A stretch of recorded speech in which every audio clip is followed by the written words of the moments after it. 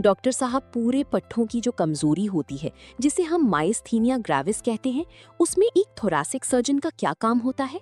तो myasthenia gravis एक बीमारी है जिसके अंदर आपकी जो जिस तरह आप समझें कि एक स्विच है, स्विच से तार जा रही है बल्ब तक, बल्ब के अंदर एक होल्डर लगा हुआ है, होल्डर के अंदर बल्ब लगा हुआ है।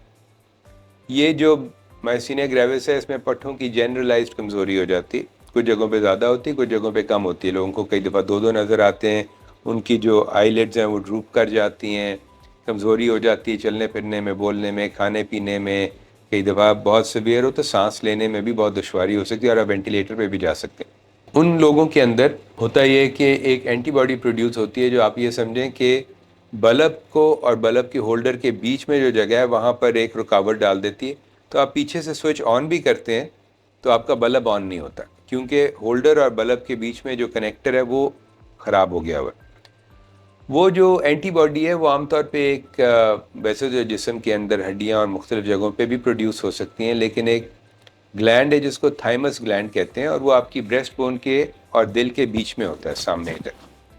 उसको वो लोग जिनका माइस्थीनिया ग्रेविस बहुत ज़्यादा ख़राब हो रहा है, जिसको ज़्यादा दवाइयों की ज़रूरत है, क्योंकि माइस्थीनिया की कई दवाइयाँ जो हैं वो लॉन्ग टर्म खानी पड़ती हैं और उनके साइड इफ़ेक्ट्स भी काफ़ी होते हैं। सो ये आपका न्यूरोलॉजिस्ट तयन करेगा कि क्या आप उन लोगों में शामिल हैं जिनको थाइमस ग्लैंड निकाल देने से फ़ायदा होगा।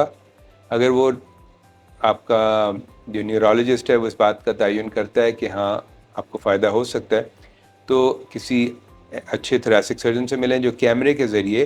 पहले हम इसका एक तरीका तो ये है कि जिस तरह बाईपास सर्जरी के अंदर सामने से ब्रेस्ट बोन को काटते हैं और सामने थाइमस पड़ा होता है उसको निकाल लेते हैं, लेकिन जो वो एक बड़ा तरीका है उसमें ब्रेस्ट बोन काटते हैं, 12 से 16 हफ्ते लगते हैं बोन को हील होने में और तकलीफ़ भी बहुत ज़्यादा होती। दूसरा तरीका है पसलियों के बीच में 3 छोटे छोटे कट लगाते हैं, कैमरा डाल के सारे थाइमस को निकाल लेते हैं। इसमें रेडिकल थाइमेक्टमी की जाती है और वो जो तरीका इलाज है वो 1 या 2 दिन में मरीज़ घर चला जाता है, रिकवरी हफ्ते के अंदर हो जाती है, कॉम्प्लिकेशन होने का रिस्क कम है। लेकिन ऑब्वियसली ये उन मरीज़ों के लिए जो न्यूरोलॉजिस्ट और थोरैसिक सर्जन मिल के इस बात का तयन करें कि इनको इस ऑपरेशन से फ़ायदा होगा।